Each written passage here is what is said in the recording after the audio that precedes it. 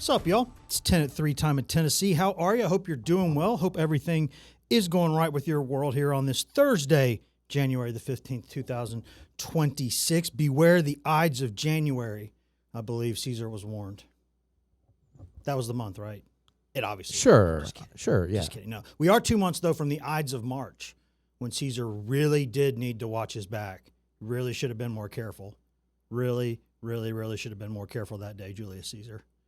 Just saying. You just always got to have a head on a swivel. That's rule number one going into today's program. I hope you're doing well, though. I hope everything is good with you winter weather-wise. I know that we only got a tiny bit of that Bolivian marching powder here in Knoxville, but I think there was a little bit more dandruff up there in the mountains. You can see there up at Gatlinburg, the live shot. There's a little bit of dandruff up there at the top. We had some flurries. Yeah, I think I just spotted some. Hopefully they pop up again on for that us. Camera. We're asking Todd Howell right now if he could make it snow a little bit more. I don't know if you know this, but he has a machine that makes it. That's incredible. It is. He's got a machine. He makes it, and so when we get like a foot of snow here, everybody here loves Todd. But if you knew that he controlled the weather, you might feel differently when you get a foot of snow going around. I'm just saying. One of these days, we're going to get Todd in here to talk about all that stuff. You know, Todd is a certified ball knower too, by the way. Is he? Yep. He recently ran a marathon not long ago. So congratulations to that, getting it done at that age, making me feel worthless over here. Man's a legend. But he played ball. His sons played ball. Now he did go to the University of Georgia, which a lot of people I think a lot of people know that by now, but he's been here for a long time, and we love Todd. He is the best. And he and our weather crew, when things are going on, dude, they are on point. They are on point with everything because it is cold enough out there that we could have had snow. I don't even think it's getting above freezing today. Low of 17 tonight is what I saw. Something like that. I know it was a high of freezing, which was goodness. That's rough. We said a couple weeks ago, Old Man Winter's going to come at some point. He has arrived, and he means business. We got a lot to talk about here today on the program. It's just me, and it's Daniel Bigno back there. Yeah, great to be back, Wes. On the ones and twos today. Lord of the Streams, Tom Barclay, decided that when it's below a certain temperature, he just doesn't work. So he's not in here doing the show with us today. He said he looked at the weather, and he went, nope. And then I went, didn't you go to Mizzou, Tom? Didn't you go there? And isn't it pretty cold there? He's like, nope, I don't work when it's this cold. So I'm not making that up. I am making that up, but you could say that I'm not. Come on in here. If you don't like it, Tom, come in here and do something about it. We got a lot to talk about, though, with the portal going on. It closes, I guess, technically in about, let's see if I can do math now, about 32 hours, maybe 33 hours, sometime around there. The portal is still open. Although Tennessee now, as it stands, Tennessee's had a dozen players come in. It's had a lot more players leave. I think more than a couple dozen have left. And again, the official number that you're going to hear, I think it's around 25, maybe 27, somewhere around there. That's a bit of a misnomer because there's I talked to actually John Becker last night about maybe going on the air Friday with the adults down there on the other side of the room and kind of putting these things in perspective on what they mean. Because I think you see these numbers and you get a little bit, that's a lot. And it's a lot of players. But look around the country, this is kind of what's happening. It's kind of the deal everywhere. And so it's a little bit of a misnomer because I think a handful of those guys are walk-ons. A few of them are guys who were never going to play at Tennessee. A few more were guys who weren't really even on the active roster this season. So the number is a little inflated in that regard. That's why it gets hard to say, you think about this, there are 85 scholarships per team at the FBS level and I think 120 or so active roster spots. So you got a lot of walk-ons in the program at any given time. And a lot of them, maybe they come to Tennessee with dreams of kind of being a walk-on and being one of those feel-good stories that gets a scholarship, becomes a star, goes to the NFL one day, and, it's one of those feel-good stories, right? That's the dream a lot of these guys have, and a lot of them also have the dream of just playing at Tennessee. They're in-state kids who maybe had FCS scholarship offers or D2 scholarship offers, but they decided they wanted to walk on at Tennessee and test themselves at that level just because they wanted to wear orange. And then some of them stick when they get there. Some of them get there and then they think a certain type of way that I'm going to be playing ball every day and I'm not playing in a game. Because for the first time, when that hits you, it can hit pretty hard. Because even if you're a walk-on football player at the University of Tennessee, you were probably a darn good high school football player. You were probably a guy who was never really picked last on the team at recess. You know, you were never pick up football, basketball, soccer. You were never like, oh, I'll take you last. I mean, you're one of the first guys picked. You probably started for several years at the high school level. You probably are used to playing football. And so you get there and then you walk on for a while and you go, you know what? I kind of love wearing this power tee. This meant a lot to me. This was a dream. I got to run out there and do that. But I kind of want to play football again. I don't want to just practice football again. I want to play. So they go to an FCS level. You've seen that, right? Like Braylon Harmon, the kid from Knox Catholic, who actually caught a punt in the Tennessee Bowl game against Indiana there, or I'm sorry, not Indiana, against Illinois there in Nashville. And now he's gone into the portal and he's going to go to Austin Peay because he wants to play, and he should want to play. He's good enough to play. You look at the receiver depth chart at Tennessee and you go, well, he ain't going to play here probably. I mean, it's like, what are you going to do? Be like, hey, sorry, SEC Freshman of the Year, Braylon Staley, get out the way. That's not how it goes. So he wants to go somewhere else. So that's what I'm saying is these numbers look a certain way, and they're not great. They're not what you want, but you are prepared to handle that. There are really only maybe a handful of players in there that Tennessee was just really not happy to lose. And I would say that's the same pretty much everywhere. Bama's lost players that didn't want to. Ohio State has. You know, Vandy just had its best season ever, I think, or at least in the modern era for certain. And it lost a couple guys who went to teams that objectively were not as good as Vandy last season. It could be money. It could be Pavia's leaving and they don't want to. They're not really sure what's going to happen next season. It's a year-to-year thing. So everybody is losing guys. And so what happens when you're Tennessee, you got to get your scholarship numbers to a certain point, and you got to have your roster numbers set to certain points by certain dates.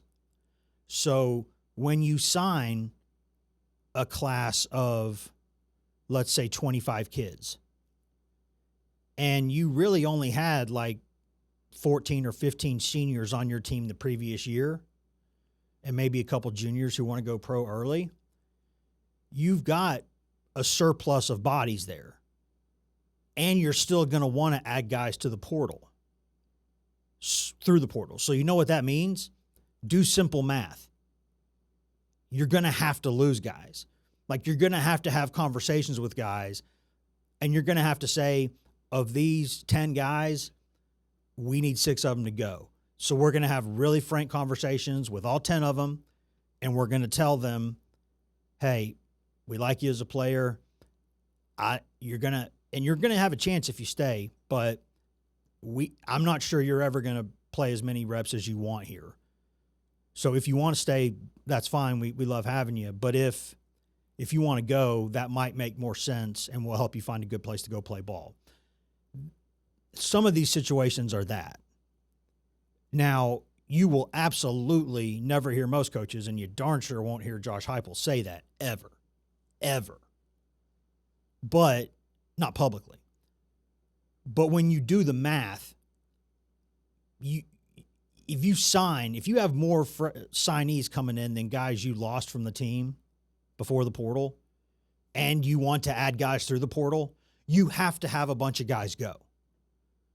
So when people freak out at these numbers, I tell them again, it's not about that. Not really. Now, is, like, for instance, Jordan Ross a guy that you want to lose? I'd say no. Even someone like Jake Merklinger, who, congratulations to him, former quarterback's going over to UConn next season. He might get a chance to play a lot there. Knowing what you know now, would you want to lose Merklinger? Probably not. I mean, you'd like to have that guy available. You know, Lance Hurd, you were going to have to move him from left tackle to right tackle next season to keep David Sanders around. And I don't think he had any interest in that, Hurd. And he was also asking for a really big number that may have made it more difficult to get some other guys you needed. So, but are you happy to lose Lance Hurd? No, he's been your left tackle. And he's been solid. I don't know if he's all world. He's really good. You don't want to lose him. So there are guys in there that you definitely don't want to lose. Do you want to lose Ricky Gibson, like just as pure talent? No, absolutely not. You don't. Full stop. You don't. But in that situation, he kind of held you hostage last year, which is his right. And you paid him a lot of money. And then he got hurt in the first half of the first game of the season. And then you go to the next season and he still wants more money, and that's fine. That's his right. But you have to make a decision then, and you got a new coordinator coming in. Hey, I can go get guys. I've been around the block for a while, Jim Knowles. I know what I'm doing. I know a lot of guys that I've coached at Ohio State, Penn State that are good enough to come here and play. I've coached against guys in the Big Ten who I know could come here and play. So the reason why you're seeing a lot of the Big Ten DBs with Ohio State, Penn State ties, and teams Jim Knowles has faced or players he's recruited in the past, or Poindexter, or the new corners coach. They know these guys, and they know they can come in and help. So you don't really want to lose Ricky Gibson, but you can handle it. You can absorb that. So it's not like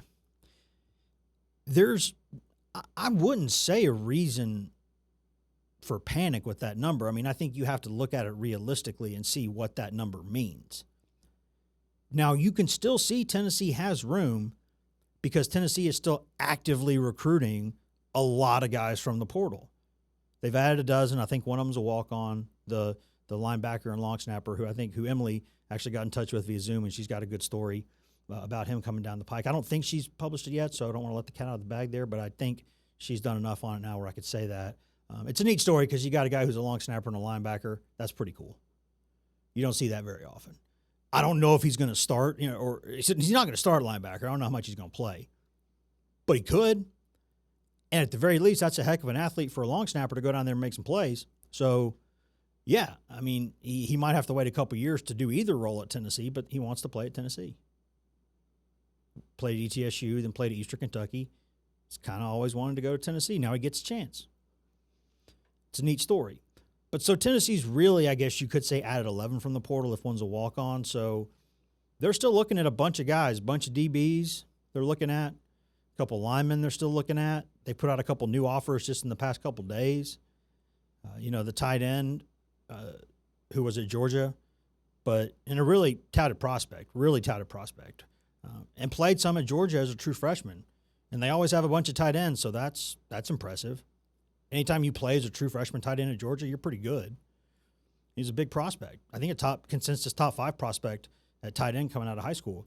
Had some sort of a congenital medical issue, and so he had to kind of medically not retire, but medically DQ for a while, spend a couple years kind of getting that right, and now he's been fully cleared to come back.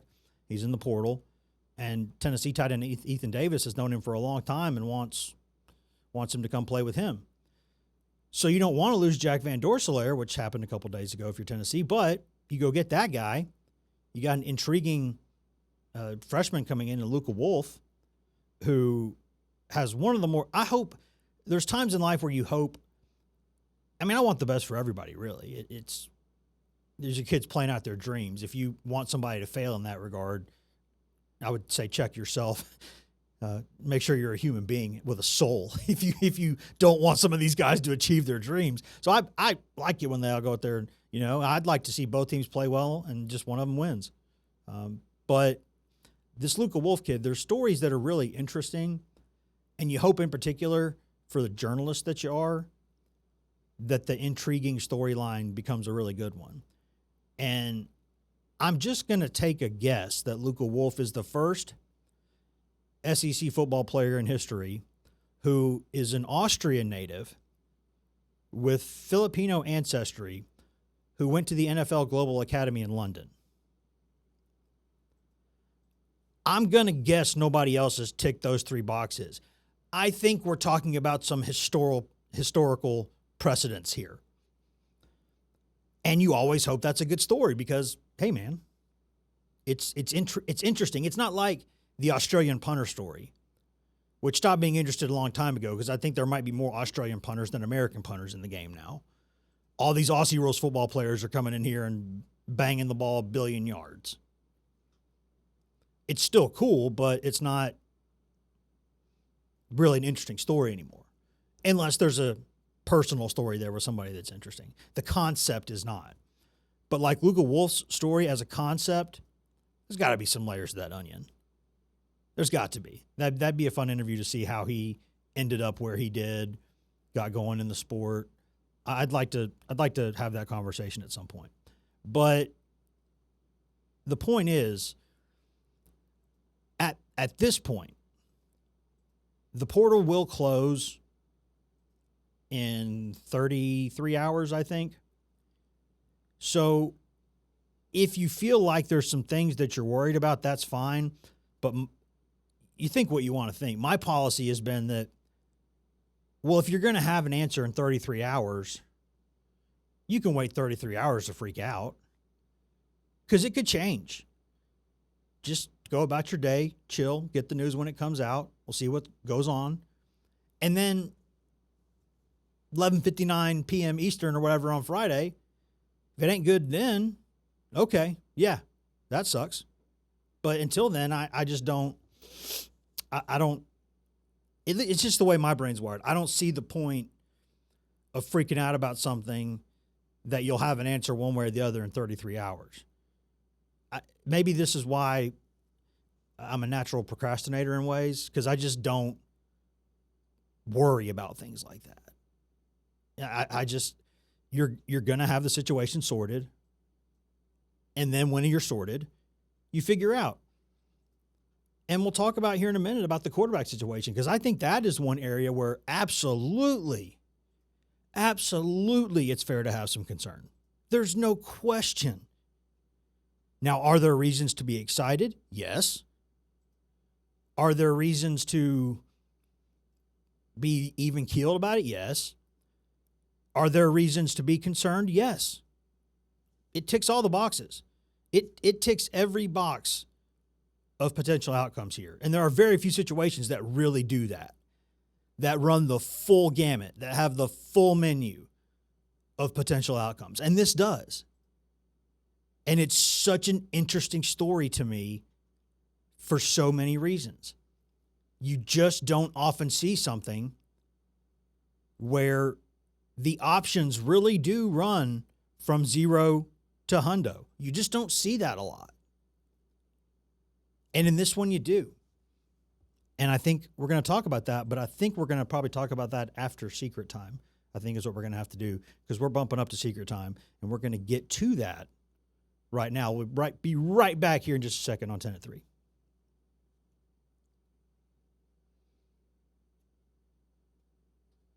All right, I think we're in Secret Time. Let's take a sip of old Jumbo over here. Always worry about dry mouth, especially when it's cold. Yeah. You know? I just get dry mouth. I do. I think it's I do want to brag real quick for Secret Time today. I only required one trip so far to the office today, because yesterday I forgot had to go 3 times, and we talked about this yesterday at the house. So forgot it was a series of events. Forgot that I didn't lock the back door, and after I let the dog in, then I go back, and when I do that, I leave my phone on the table, which I set on the dog, by the way. There he is. Just as we mentioned. There he goes. Look at him. We're looking at him look at that camo. It's been on my mind. You can't even see him. Look at him. I told him yesterday, I said, buddy, be a good boy. I love you. Be a good boy. Don't eat any socks and work on your camo. And he found a sock to tear apart, because you have a toddler, you have socks, loose socks all the time. But look how hard he worked on his camo. Look great. at that. Enemies will never see him coming. Oh, such a good boy. They'll never see him coming. Unless we just got to paint the feet. We just got to paint the paws there, and then we'll be good. We'll be totally camo. But so then I go back and I set my phone on the door or on the sunroom table when I opened the back door or locked it. And then I come back And so the second time I'm halfway, I get all the way to the office the second time. Yeah. It's not like I had to forget something that time. Like I got all the way to the office before I realized I left my migraine medicine emergency that I have to keep in my pocket 24/7. I left that at the house. And so I had to go back and get it again, but I turned off the house camera. Yeah. So my wife couldn't make fun of me. So that's what I did. Welcome back to 10 at 3 here, right here with Wes Rucker and Daniel Bignot, who's just, it's such a fancy name. It's fancier than I am. I inherited It just sounds like, I mean, it sounds like, you know, a delicious dessert or like an after dinner drink, you know? Yeah. Like, would you like the coffee? Would you like the cappuccino? Would you like the beignet? Some people like the beignet. Some people like the beignet. Yeah, or a beignet with a beignet. It pairs nicely, I'm sure. I'm sure it does. It's like I was sounding the other day. There's that big center for Texas. His name's like vocachitis or something, which sounds like a disease you don't want. Do you know how to spell that? Just go to Texas's basketball roster.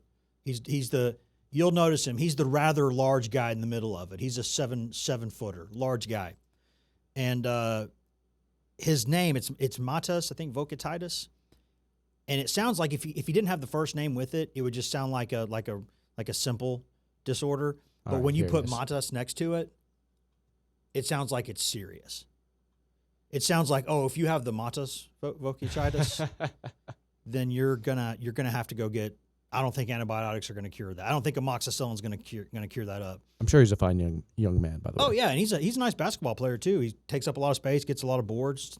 Tennessee tried to foul him out and did, and that helped Tennessee beat Texas. And we'll talk about that team a little bit later because Vandy took its first L of the season last night. The 10th ranked Commodores lost in Austin. We'll talk about that later. But what I wanted to talk about going into this segment was the quarterback situation because you know the broad strokes here. You know the broad strokes. Tennessee probably not going to get Joey Aguilar back. We don't know that. But legally, unless they've got something up their sleeve that we don't know about, which maybe they do, who knows? So it's at least uncertain in that regard. We know that. And so I think you don't want to assume, but I think you have to, and if you're Tennessee, you have to put in a plan just thinking that he's probably not going to be back. And if he is, that's a great bonus. And so you got 2 5-star freshmen, 1 redshirt freshman, 1 true freshman. Then you've got nothing. You got some walk-ons. Hey, I don't want to disrespect them, but you'd have 2 freshman scholarship quarterbacks. And both super talented, both 5-stars could have gone anywhere. And so you don't want to turn your nose up at that. I mean, these are the kind of guys that historically you build programs around. But we live in an era now that's a little bit different in that most of these playoff teams this season had old guy quarterbacks.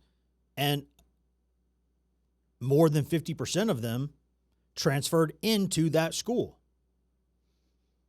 Look at the 2 playing for the title on Monday night. Heisman Trophy winner Fernando Mendoza goes from Cal to Indiana. Right?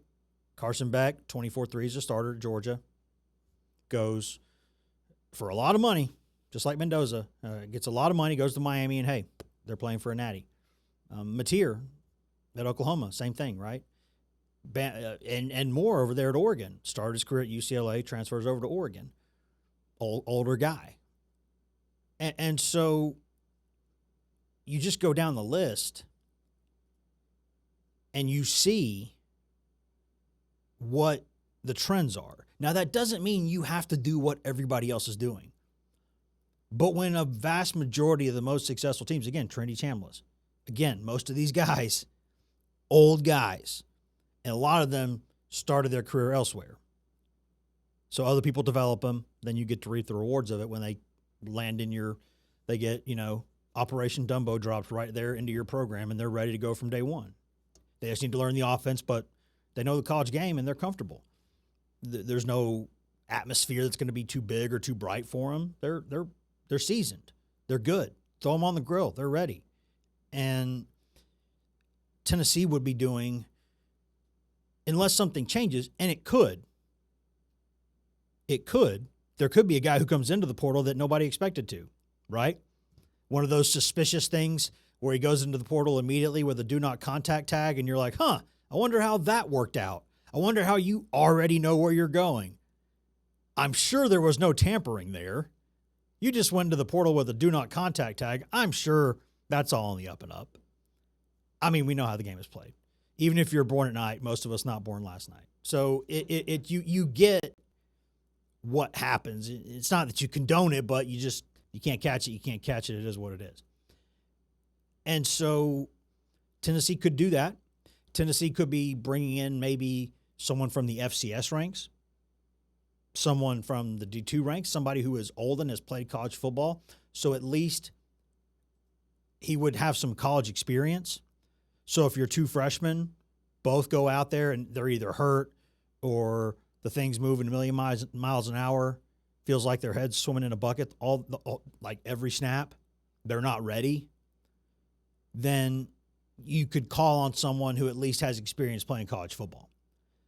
So that would, in theory, be someone who has a step above, like your walk-ons who presumably have not played at the college level, because it's not like a Gaston Moore situation where you had a guy Gaston, who, speaking of French names, who had played, who had been in that system for years, and Josh Heupel trusted him, and when he point to go in there and throw a gas pipe in there and he'll throw it around. And so that is a situation that if you want to be concerned about, I'm not going to sit here and tell you that's nonsense. I'm not going to sit here and tell you there is no reason to be concerned about that. But just because everybody else is doing something doesn't mean you got to do it, right? How many parents have said this over the years? Well, if all your friends jumped over a bridge, would you do it? You know, just because all these other people are doing all these things, these illicit behaviors, do you have to do it? Everybody's parents told them that at some point. I'm going to tell my kids at some point. When they get a little older, I'll be like, hey, this is what my parents told me, and I'm telling you. I don't think you're going to listen because I didn't listen, but I'm going to say it anyway. Because half of your blood is mine, so you're probably not going to listen. And so I can't sit here and say that that's not a little bit of a concern, because it is. It absolutely is. There's no question. Because now we live in a world where I don't know if you can deal with that, because it's a year-to-year world. It's not like everybody goes, oh, we're building around this guy. It'll be fine. You take your lumps this year, come back next year. Well, what's your roster going to look like next? Nobody knows. We don't know.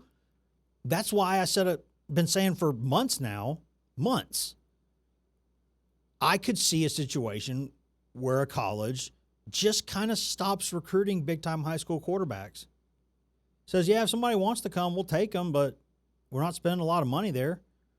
We're going to go portal shopping every year.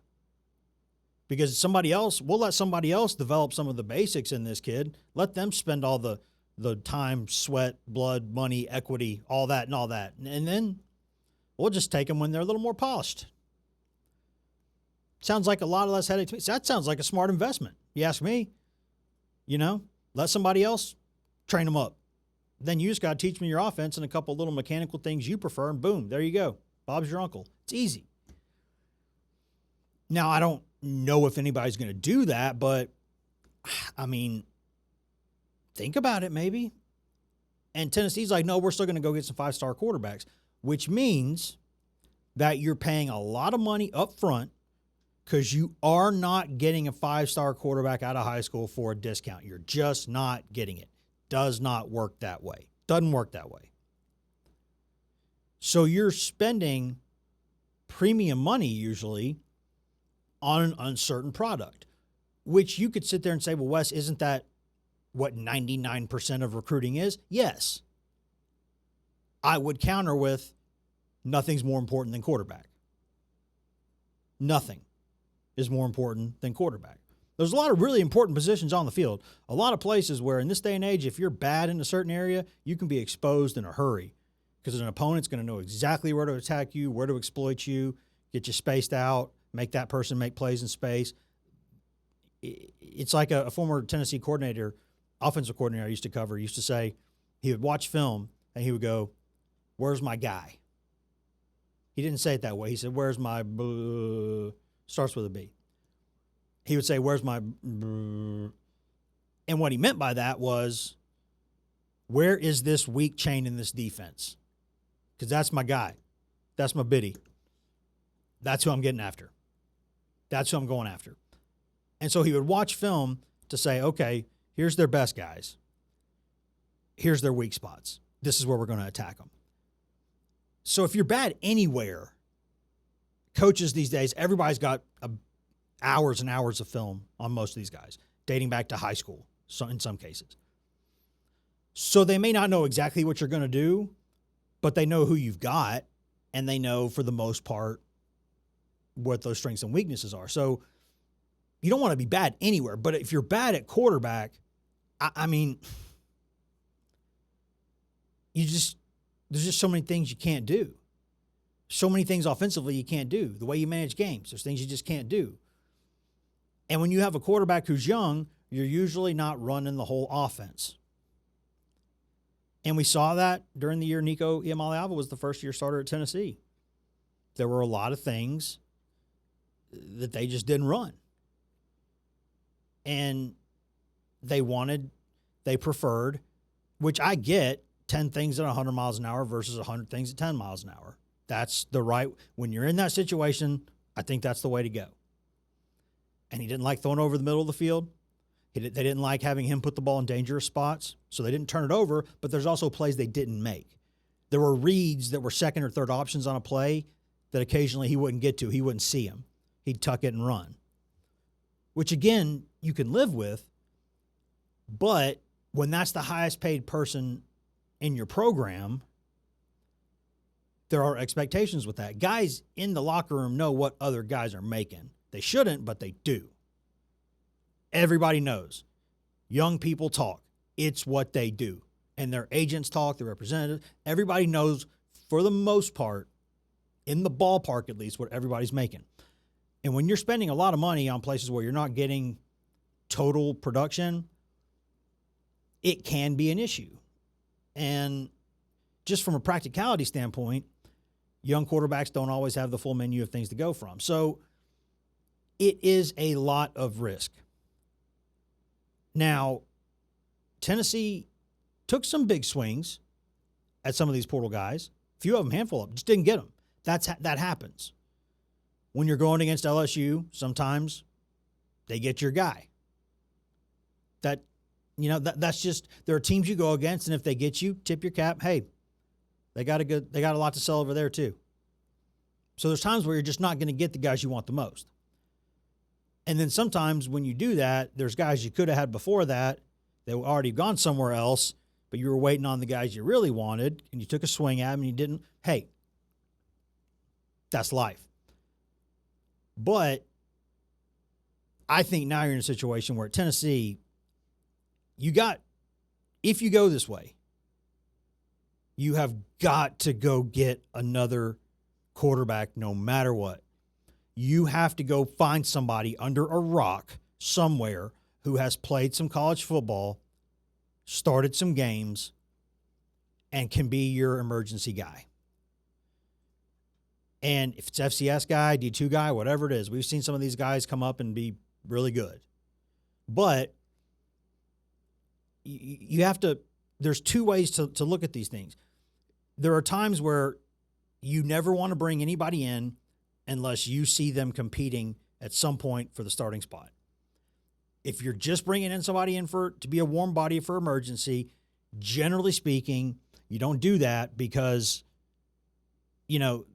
chances are they're not going to play and they're just going to leave in a year after that anyway. So it's not, unless it's an emergency, why are you doing that? Well, there are times where it is an emergency, and I think right now with Tennessee, this qualifies as one. And I think you've got to go find somebody, because the question's not, do I go get somebody who's better than these two freshmen potentially right now? That would be ideal. But that's the ceiling. The floor is get somebody better than your walk-ons.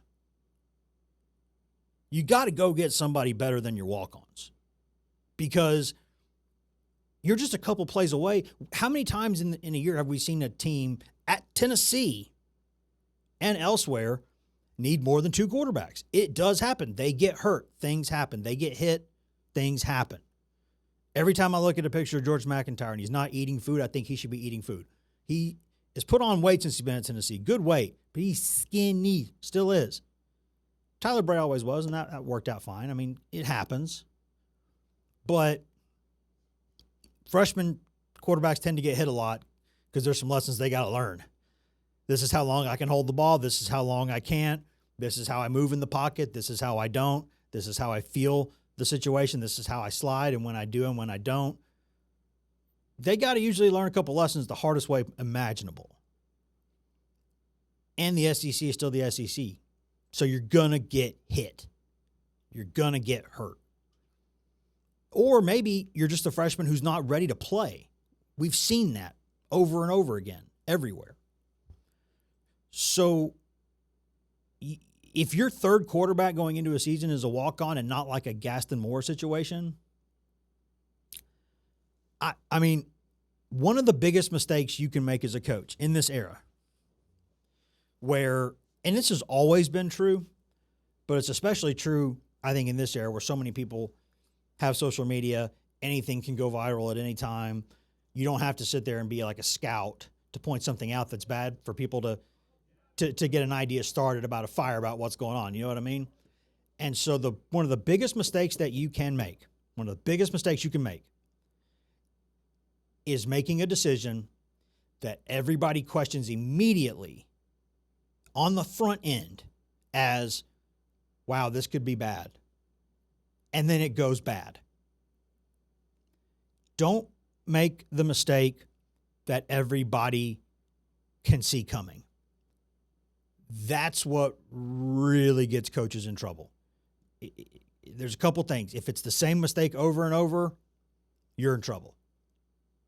Because most people will forgive most things exactly one time. More than that, goes down every time. How many people will accept that? And then the other thing is making a mistake or a call at the time that people say, boy, that could be bad. That's a risk. And then it doesn't work, and then you don't have a backup plan. That is when people really start to question, why am I paying you all this money? Why am I giving you all this many resources? Why do you have all this information? Why do you have this position when you've made a mistake here that Joe Schmo or Jane Schmo on their couch could have seen coming? That's where you don't want to be. That's when people start asking questions. So if you're Tennessee right now, my opinion, not a fact, it's opinion, you got to go get another scholarship quarterback. Don't care where they're coming from. Got to be somebody who has played some college football, preferably an upperclassman, but anywhere's fine. You just need another scholarship quarterback. You got to make that happen because it's just so easy to see this could be great. It honestly could be. That is a legitimate possibility that this is great. There's also a possibility that this is a mistake that a lot of people saw coming on the front end and he didn't do anything about. And that's where you can't be as a coach. That's the Kenny Loggins danger zone. That is a bad place to be. Tennessee needs to avoid that. I'm telling you, who am I? I'm an idiot over here, but an idiot who's seen some things and some stuff. And I'm smart enough to know, not a lot, but some things about if you do this, this is going to be the reaction. If you do X, you're going to get Y. Just how it goes. We got one more segment. We're going to wrap this up here in just a minute with some hoops talk, we'll see where it goes, those final segment. We always, that thing can skid off the rails in a good way. So, again, the full gamut of options is available there. But we'll get to that right after we get to this break right here in 10 at 3.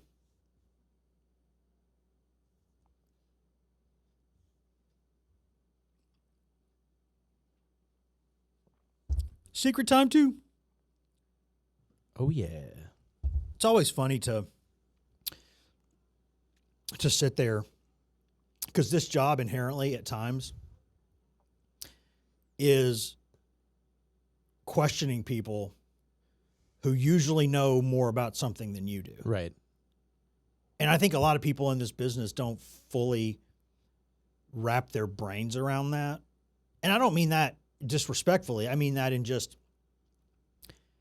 I'm not someone who's like reverential to anybody, really. I don't, other than my parents, all right? Like, I just don't. And Gus. I respect, and Gus. I respect everybody, but you can't do what we do if you're a timid person, right? You're dealing with a lot of alphas. And if you walk into a room timid or meek or anything, you're going to get run over in a second, right?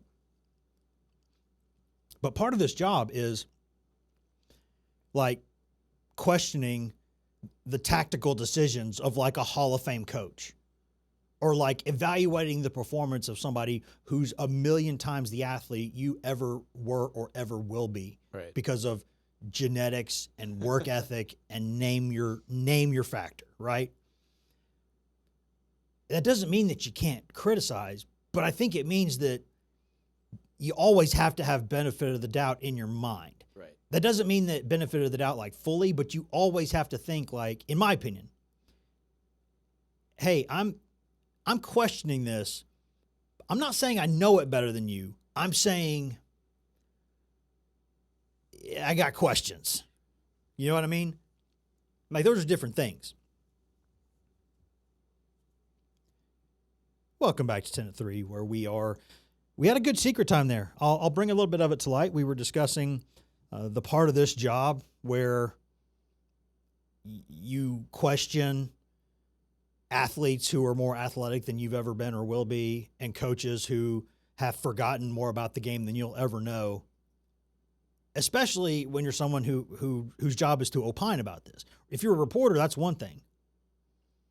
But early in my career, I was a reporter, and I'll still report things, but now I'm kind of asked and paid to do something else. And so, but when you do that, at least the way I handle it is, I'm not going to sit here and say empirically that you have done the wrong thing, like with X's and O's, or because I can suggest things, but I always suggest them with a little bit of respect, because I'm going to sit in a room with Josh Heupel and go over quarterback mechanics with him, or who you should recruit and who you shouldn't, or like I'm going to go with Rick Barnes and over there and watch film with him, which is you watch film with that guy, and I've done that. You watch basketball film with Rick Barnes, in 5 minutes, you will learn more about the game than you probably knew going into it. That's how many things he can stop and break down off of in like 5 minutes.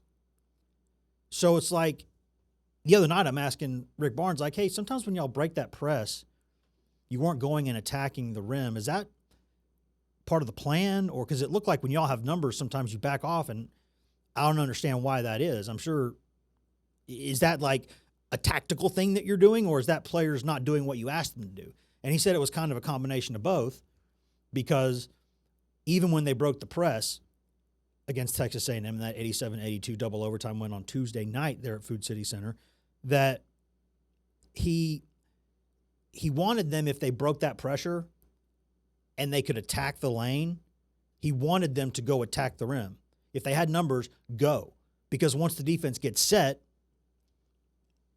you got to hunker down and play a half-court possession. But if you break press and you got 4-on-3, 3-on-2, 2-on-1, by all means, go attack the rim. What he didn't want was them to, pull up and shoot threes in those situations, because then you're getting the kind of ping pong game that A&M wants. So it was very, very clear instructions about, hey, there's a couple of green light all the time shooters. Anytime they have a clean look from three and they don't take the shot, they're getting yelled at. That's what a full green light is. Anywhere within a few feet of the arc, you got to look, you're in rhythm, shot goes up, or you're getting yelled at, unless you're passing to somebody for a dunk. And then there's kind of yellow light shooters, and then there's red light guys. Red light's like, if you ever shoot a three, I will punch you, basically. And then yellow light depends on the situation, late in the shot clock, that's fine. But by and large, if you're not taking it from a spot where I've seen you make it several times in practice and you take the shot, you're at least getting a furrowed brow, and you might get a tongue lashing, or you might be benched for a while. And so I didn't want to, like, during the game, I questioned why it was happening. And I asked Barnes, I asked Rick, is that what you're asking them to do? And he said, no. Well, he said yes and no. He said there were too many times where there was an opportunity right there to go attack the lane like I told him to, and they just didn't do it. And I got into him about that. But there are other times where even if the numbers are an advantage, if they've got the paint clogged up, there's some guys that I don't want taking quick threes in that situation. So it depends on who it is and where they are, is essentially the answer. But he said the bottom line was yes, what we were seeing was correct. There were times where they broke press, they earned the cookie, which is you do the hard work, you do your meat and potatoes, you get a cookie. And when the cookie's there and you don't want it, I wonder what's going on through your head, because you've done the hard part, go get the cookie. Or wait a second, have the press breakers come back into play into half court and do a 5-on-5 possession, which is usually harder. And so there's also instances where just because you've beaten the press, if you're a big guy with the ball, you have to look out because the guards are coming from behind you and they're going to rip the ball away. And it happened a couple times. Either when you get a rebound or when you beat the press, they're coming behind you with active hands like that Zakai Ziegler stuff. And Jacoby Gillespie did it once late in the game, crucially to A&M in a situation too. Gave them a little bit of their own medicine in that possession. But really good pressure teams, it's not over when you beat the first press. They're just kind of getting started because they're going to come harass you like a swarm of bees from the backside too. So it's not, my point is it's not always what you think it is. And so I try to always remember that in this job, that I will at least ask if I can. And I usually get the opportunity to go ask, like, hey, what was going through your mind there? Like, what was the thought process? Was that the plan and it just didn't work? Or like, what? You care to comment on that? And usually people will be honest and tell you, yes, meant to do that, or no, didn't mean to, just screwed up. Or, occasionally it's like, I'm not the head coach. Go ask the head coach. I don't want to talk about tactics and stuff or plans. I leave that to the boss, which is fine if you want to do that. So that's what I try to do every day, and I candidly wish more people would do, because you don't just, I think it's irresponsible to just throw stuff out there to the masses and maybe be wrong about it. I don't, but you can't be timid, but you got to be fair. And so that's where I am with all that. And that ties everything together that we talk about today, but really any other day on this show, is that I'm going to tell you what I think, but I'm never going to sit here and say I know more about any sport than one of those coaches over there that I cover. I'm not going to, that's preposterous. It's insanity. So, but they're not infallible. They're very mortal. They're very human. They're flawed like all of us are. They're not perfect, right? It's like you tell people, like, you're somebody's daddy, you ain't mine. You're somebody's coach, you ain't mine. So I'm going to call you by your first name because that's who you are to me. You're not my coach. And I'm going to question what you do when it looks weird. But I'm not going to go into it assuming that I know more about the game than you do. That's nonsense. It's ridiculous. And when I do that, I kind of get secondhand embarrassment when I see other people do this. I'm like, do you really know this to the level that you're saying that you do? Just whatever. That's their business, not mine. But last night in hoops in the SEC, second straight night where things were getting frisky. Things were getting very frisky. Kentucky, which is coming to Food City Center on Saturday for a noon Eastern game against Tennessee, was down by 18 points and came back and beat LSU at the Horn. Great shot, by the way. It was almost kind of like a Leitner-ish play, and that is triggering for Kentucky, I get, even 30 years later. But still, I mean, if you're LSU, you just can't let that happen. If you're Kentucky, hey, they fight. And that's what's interesting about teams like Kentucky it's not quite as hectic as A&M, but it is that kind of full throttle, full tempo game that you can be up by 15 or down by 15 and the game's not necessarily over because they're going to keep going fast. And the benefit of that is that, like, if you compare that to a Tennessee and Tennessee's down by 15, 20 points, you don't really feel like there's much of a chance to get back in that game unless there's like 25 or 30 minutes left. It's possible, and it's happened before, but it's just not something you see a lot. But when Tennessee's got a big lead in the second half, you can usually put that to bed. They can take that game and swaddle it, rock it, give it a nice smooch on the forehead, and put it in the crib, and it's down for the night. They can kill a game now. They can do that. And when you're an A&M or you're a Kentucky, the benefit is that you never really feel like you're out of a game. But there's a flip side to everything. And that's that even if you have a big lead, you're concerned because it could change in a hurry. And so it's just kind of a matter of how much of the game do you want to control and how do you want to control it? Do you want it to be chaos because you feel like you bring the game into the mud, that's your game? And you play the kind of game you want, not the kind of game the other team wants, you can win. Versus someone who feels like they control the game with a slower tempo by relentlessly attacking the glass, by doing what they do, which is making you uncomfortable, getting you out of your comfort zone, and physically being a nightmare to handle. Like, it's probably not fun to run up and down the floor with an A&M for 40 minutes, but it's also not fun to battle Tennessee or Florida on the glass for 40 minutes. I mean, Tennessee out-rebounded A&M 60-35. It's nuts. It's nuts. One of the craziest stats I've seen in a while. For an SEC game, that's crazy. But so physically, it's just how do you want to attack people? You want to make people uncomfortable. But do you want to do that with pace or do you want to do that with physicality? Right? And we won't have time to get to it today, but that's kind of what Bucky McMillan, the A&M coach, talked about. I did put it in the show notes yesterday, which would have been Wednesday's episode, January 14th. Also threw it up on the socials, some of that post-game chatter that we had with A&M coach Bucky McMillan. And there's good stuff there. And I encourage you to go look at that on the socials there and on the show notes. We'll probably drop it in the show notes again today, where he talked about that, where you can be good at what you do and somebody else can be good at what they do, and styles make fights, which I said going into that game, and it's a fun thing.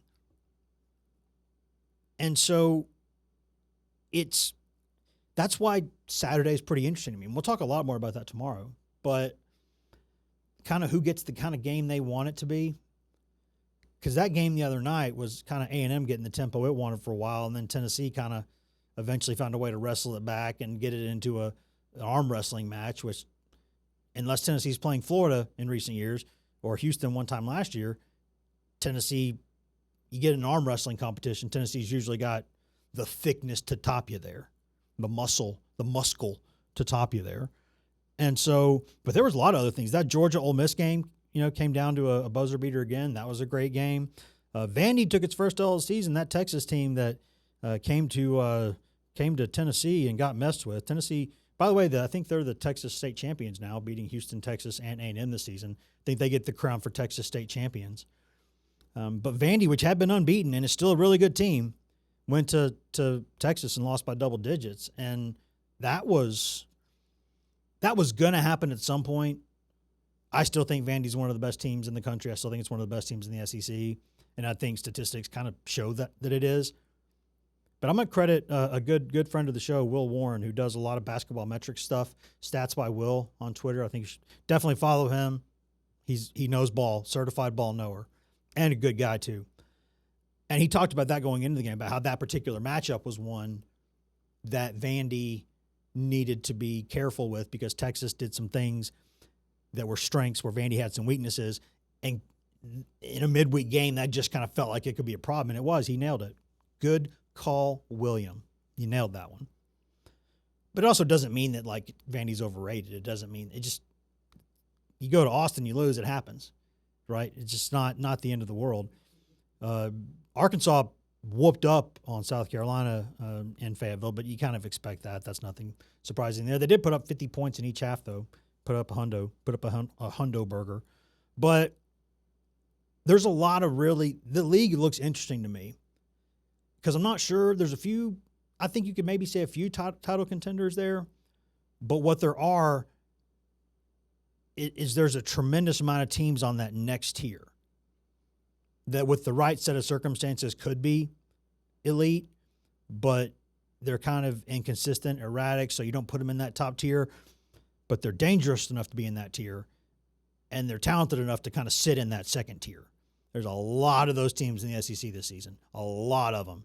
Cannot wait for the next couple months of basketball. That will be fun. That will be fun. I'm really looking forward to this, and I'm telling you, I'll end with this, that Tennessee team, first time in a few years that I really do believe Tennessee could be a much better team by the end of the season than it was going into it.